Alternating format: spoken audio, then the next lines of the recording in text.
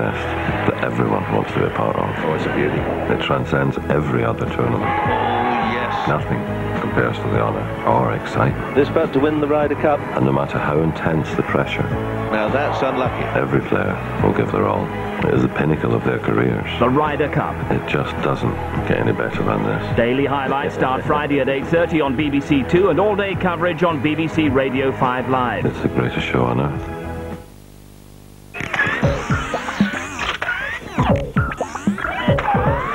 A summary of the news on BBC2 with Huw Edwards.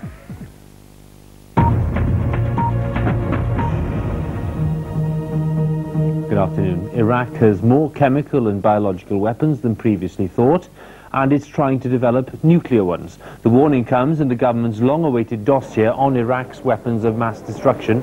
It claims Saddam Hussein has plans for the use of the weapons, which could be deployed within minutes, and he also has long-range missiles available. The dossier also says Baghdad has tried to buy uranium from Africa.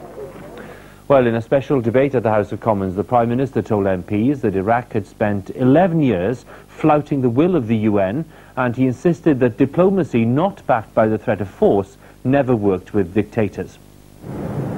The Prime Minister set out to detail what he said is the 11-year history of Saddam Hussein's lies about his chemical, biological and nuclear weapons.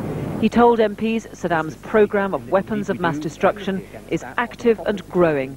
Containment has failed, and diplomacy will not work unless it's backed by the threat of force. But would he support regime change without the authorization of the United Nations? I mean, the one thing I find odd are people who can find the notion of regime change in Iraq somehow distasteful.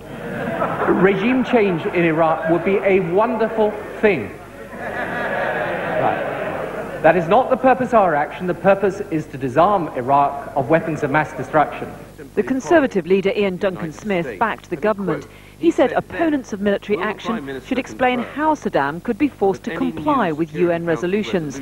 But the Liberal Democrat leader said regime change would create a dangerous precedent. We have to be clear about the possible consequences of such regime change. What will the reaction be in the rest of the Arab world? And if Saddam's regime falls, what kind of government is envisaged as a replacement? Anti-war protesters made their point outside Parliament. MPs who share their views may still try to force a vote tonight to register their protests.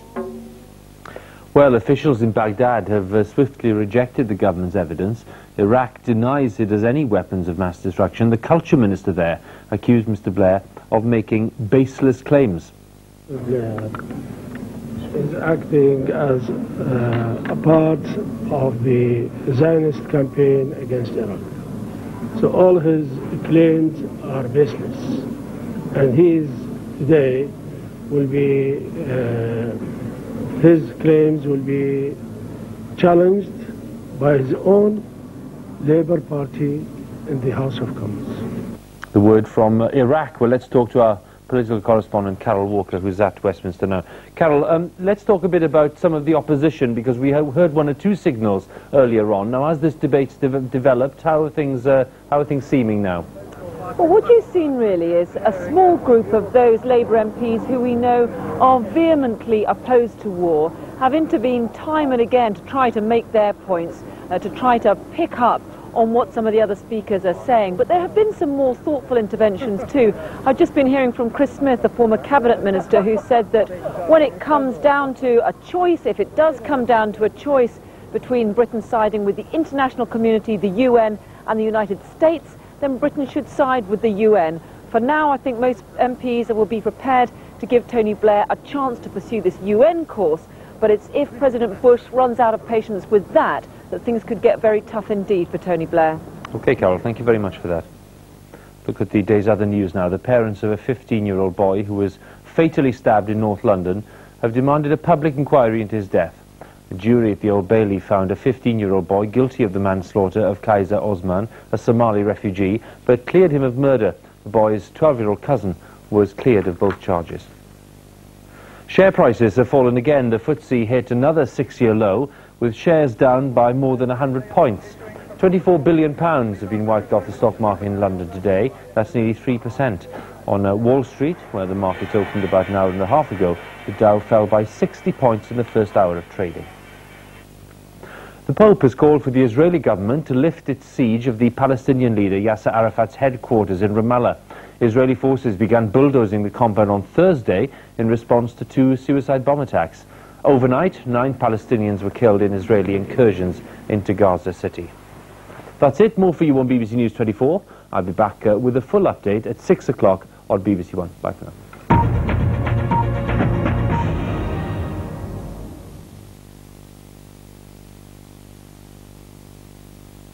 And Tony Banks in 10 minutes, followed by Ready Steady Cook and Weakest Link at 5:15.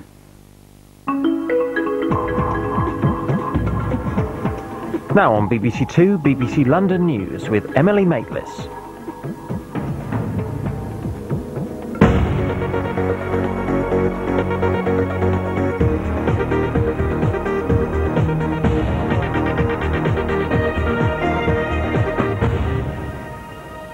Hello, good afternoon. This is BBC London News. The tube system faces almost complete shutdown from tonight as unions begin a 24-hour strike. As in previous disputes, ASLEF and RMT members are walking out at 8 o'clock in the evening. Mayor Ken Livingstone has attacked underground management for refusing to go to arbitration.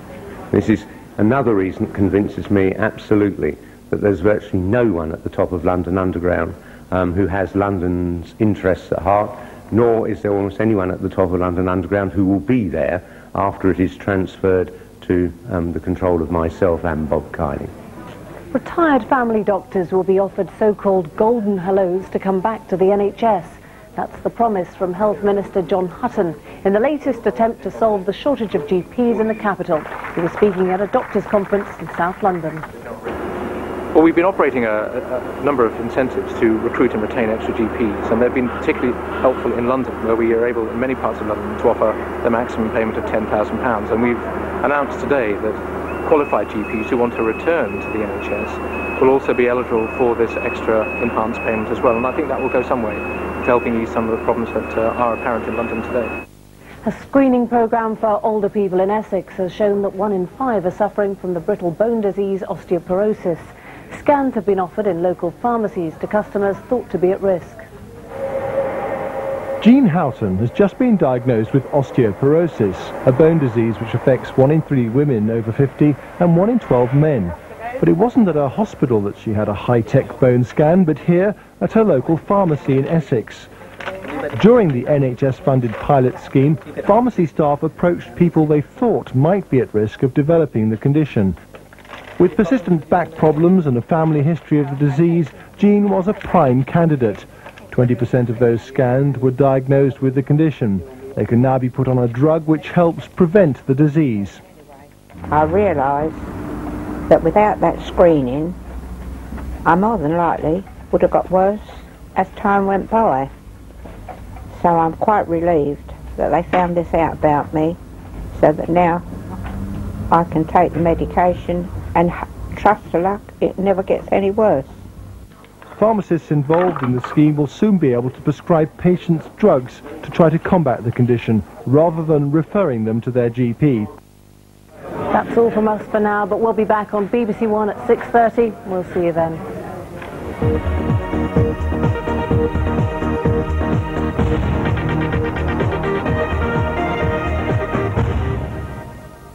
Good afternoon. Many of us have seen such skies, haven't we, in recent days, and little change for the end of today. Now, there is a little bit more cloud drifting into Lincolnshire, Yorkshire, East Anglia and the South East. It may just be thick enough for the odd shower, but you're unlucky if you catch more than one. The Channel Islands too. And here's the view in London currently, plenty of sunshine. But as I mentioned, we do have some cloud drifting down the North Sea. It's a weak weather front, and that will pose a threat of 1 or 2 showers through East Anglia this evening, and then overnight through the southeast of England. And at the same time, the cloud and rain may well gather Gaza up in the north of Scotland. But for most of us, last night, almost a repeat performance tonight. A little bit of mist and patchy fog, and a cold September night too, with a touch of frost on the ground and even a touch of air frost, say, across parts of Scotland. That, of course, means it'll be a fine start to the day tomorrow again. Little bits of mist and fog will clear in the first few hours of the morning, but the change really is for the rain and the stronger breeze across Scotland. That will slowly push its way southwards through the day, tending to peter out to very little by the time it reaches Northern Ireland and Northern England later on. It may even brighten up across northern Scotland as the afternoon wears on, but the brightest weather, the best of the sunshine, will be in the south through tomorrow, and it's here we'll see the highest temperatures, 18 or 19, very similar to today, but there will be a stronger breeze blowing that rain into the north. Now by Thursday and Friday, very little rain left on that weather front, and so we go back to the dry weather. However, by then I think we will have cloudier skies than we've started the week off with, and it's the same as we head into the beginning of the weekend, with perhaps some rain in the west by Sunday. Bye-bye.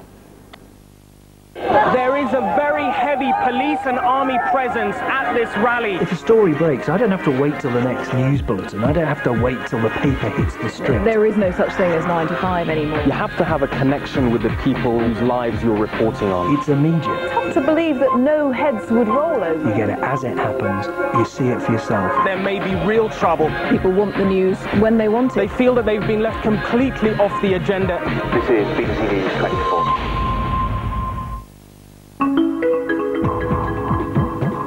Bustling up a double treat in next to no time. 2 more chefs up for the Ready Steady Cook Challenge on BBC2 in half an hour.